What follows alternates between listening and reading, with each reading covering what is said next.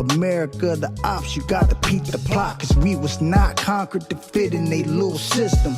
Once the work was done, start building some more prisons, huh? Shalom, everybody. Shalom. What's up? My name is Qaranap, also known as Q.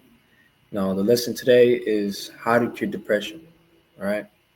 So let's look at the definition of depression.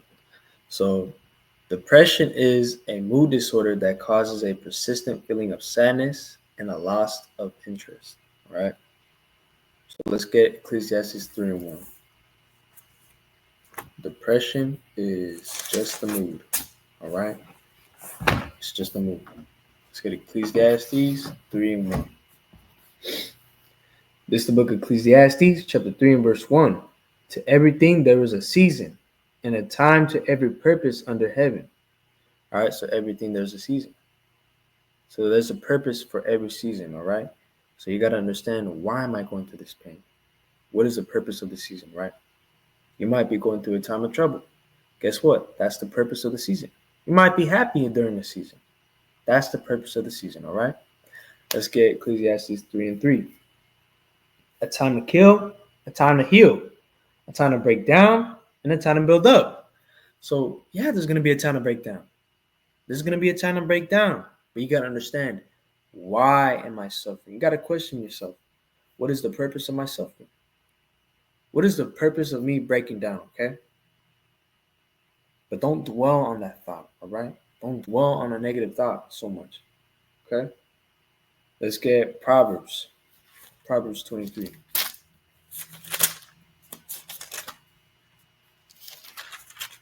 Proverbs 23:7. This is the book of Proverbs, chapter 23 and verse 7. For as he thinketh in his heart, so is he. So the scriptures refers to your heart as your mind, okay? I'm bringing this out for a reason, okay? The scriptures refers to your heart as your mind, okay? Let's get Proverbs 4:23.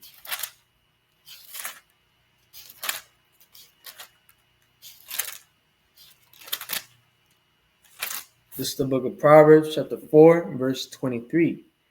Keep thy heart with all diligence, for out of it are the issues of life. So out of your mind are the issues of life, all right? Out of your mind are the issues of life. So then, how do I keep these issues out of my mind, right? Let's go to 2 Corinthians, I believe, I want 10.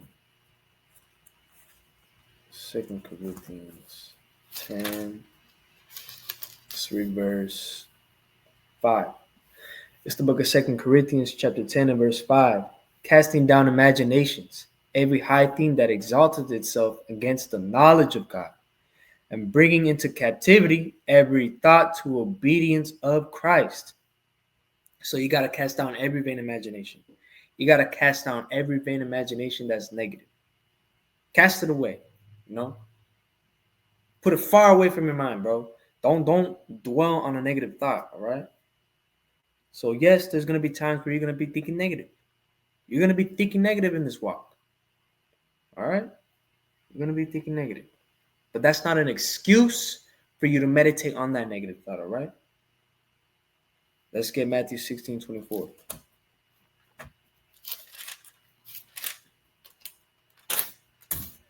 This is the book of Matthew, chapter 16 and verse 24. There said Jesus unto his disciples, if any man come after me, let him deny himself and take up his cross and follow me. So you got to deny yourself daily. You got to deny yourself. Deny every single negative thought, fleshly thought you got inside of you. Deny it. Rebuke it. All right? Rebuke it. And then it says, take up his cross and follow me. Taking up your cross is taking up your burdens. So yes, with this walk is going to come with burdens. There's going to come burdens with this walk, all right? Salaki. You know, this walk comes with burdens. You know, you might lose family, you might lose friends, you might lose your significant other, but who cares? You know, you got Christ. So what did you lose? All right? And then I'm going to read on. It says, verse 25. It says, for whosoever will save his life shall lose it. Whosoever will lose his life for my sake shall find it. So an example of losing your life, or excuse me, saving your life and losing it is like you telling your girl, it's like, babe, don't go. Babe, I love you. I'll break the Sabbath for you, babe. I love you. And then next thing you know, you breaking the Sabbath. You just broke the Sabbath for a chick. Now, now you a simp, bro. Now you a simp. That's crazy. Some dudes do that. All right. Don't do that. All right. Don't break the Sabbath. But then it says, and whosoever will lose his life for my sake shall find it. You know, an example of that would be your significant other or your girl telling you, hey, it's either me or God. And you tell your girl, all right, bye. So I'm picking God, no hesitation, bro. You know, the most I can give you another girl or another man or another friend. So if you lose something in this walk, like if you lose somebody or something in this walk, don't trip. Don't dwell on it. Forget about it. All right. So yes, this walk is going to come with strife, but that doesn't give you the excuse to dwell on that negative thought. Okay. Oh, my girl left me. Who cares? My man's left me. Who cares? I have no friends. Who cares? You got Christ. That's all you need to know. Let's go to Proverbs 23:7. Don't dwell on those negative thoughts or negative people. Don't dwell on it. Let's go back to Proverbs 23, verse 7. This is the book of Proverbs, chapter 23, and verse 7. For as he thinketh in his heart, so is he. So if you're always meditating on it, if you're always meditating on a negative thought, guess what? You're going to be manifesting those negative thoughts. I'm depressed. Now you're depressed. I'm sad. Now you're sad. My life is falling apart. Now your life is falling apart. See, you see how like it all makes sense? I'm gonna read it again. For as he thinketh in his heart, so is he. If you're depressed, if you're thinking that you're depressed, guess what? Now you're depressed, bro. So you might be asking yourself, okay, how do I stop thinking so negatively? How do I occupy my mind with positive thoughts so I won't be thinking negative thoughts? Well, I got the answer. Let's get it. Let's get Joshua chapter 1 and verse 8. The Bible answers that. My bad. This is the book of Joshua chapter 1 and verse 8. This book of the law shall not depart out of thy mouth, but thou shalt meditate therein day and night. Meditation just means to be in deep thought. So God says you got to be in deep thought of the law, right? And then it says, but thou shalt meditate therein day and night, that thou mayest observe to do according to all that is written therein. So God commands you to meditate on the word of God, and he also commands you to do the word of God, right? An example that would be you keeping the Sabbath, and you're meditating on why we keep the Sabbath. Okay, I'm keeping the Sabbath, and the reason why we keep the Sabbath is because, God sanctified this day. So the reason why we keep the Sabbath is because it's a sanctified day. That's meditating and doing the law, right? And then it says, reading on, it says, for then thou shalt make thy way prosperous, and then thou shalt have good success. And you're going to make your way prosperous if you do that. Because if all you're doing is meditating on the word of God, you're not going to be thinking negatively no more. You're going to be forgetting that you're ever depressed. All right? Let's get another example. Let's get 1 Timothy 4 and 13. It's the book of 1 Timothy chapter 4 and verse 13. Till I come, give attendance to reading, to exhortation, to doctrine. So give attendance. Attendance means to go into regularly, right? So you have to attend to reading. Give some time for the Most High. Read daily.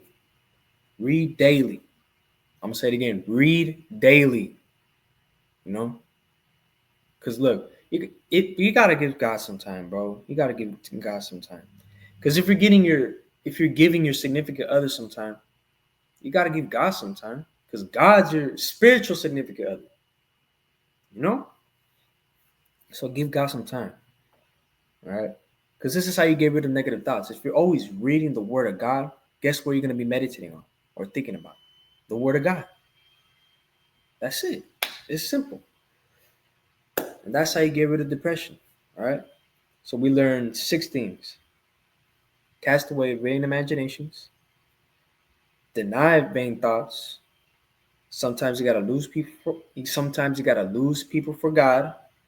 You have to meditate on the law.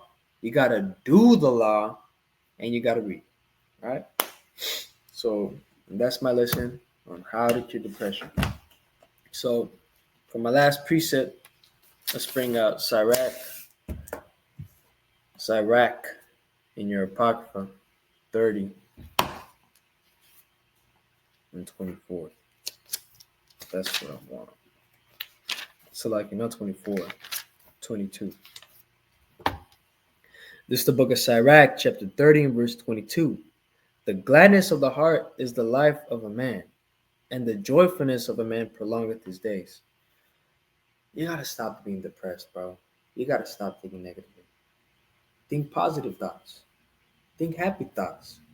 There's so much in life to be happy about. Like your fingers, you know? Like losing a finger is so detrimental to your body. Losing a thumb is so detrimental. Be glad that you got your thumb. Be glad that you got your fingers. Be glad that be glad for everything. Be glad, right? And it says, verse 23. Salakia. Yeah, verse 23. Love thine own soul and comfort thine heart. Love yourself. Like, really love yourself. And I'm not talking about going to the mirror and telling yourself, I love myself, I love myself. I'm not talking about that. All right. I'm not talking about that guru shit. Excuse me for my language. I'm not talking about that. I'm talking about doing things that'll benefit your life. Eating healthy, going to the gym, working out, reading. You got to read for spiritual guidance. You got to read for understanding. You got to do all these things in order for you to be happy. And you will be happy if you do all these 3 things. Trust, But you got to be consistent and disciplined about it. Even the Bible commands you to be disciplined. Let's get that. Let's get Job. Let's get the book of Job, chapter 36. Salakia, my bad. Job 36, verse 10. It's my favorite precept. It's the book of Job, chapter 36 and verse 10. He opened also their ear to discipline and commanded they return from iniquity. So you got to be disciplined. The Bible commands you to be disciplined. All right? Because if you're disciplined on reading the scriptures, eating healthy, and going to the gym, you'll be fine. You will be fine. I promise you. You'll be fine. And I'm not talking about only reading the scriptures. I'm talking about applying them as well. Applying the scriptures. Okay? Let's go back to Sirach 30, 23. It's the book of Sirach, chapter 30 and verse 23. Love thine own soul. Comfort thy heart. Remove sorrow far from thee. For sorrow hath killed many. There is no profit therein. There is no profit in a negative thought. There's no profit. That's why it's a vain thought. All right? There's no profit there is no profit in a vain thought. So why dwell on it, right? All right, so that's all my time. If you guys like the video, hit the like button. If you hated it, dislike the video. If you're new to the channel, subscribe. And with that, I say shalom. America, the ops, you got to peep the plot, cause we was not conquered to fit in a little system. Once the work was done, start building some more prisons, huh?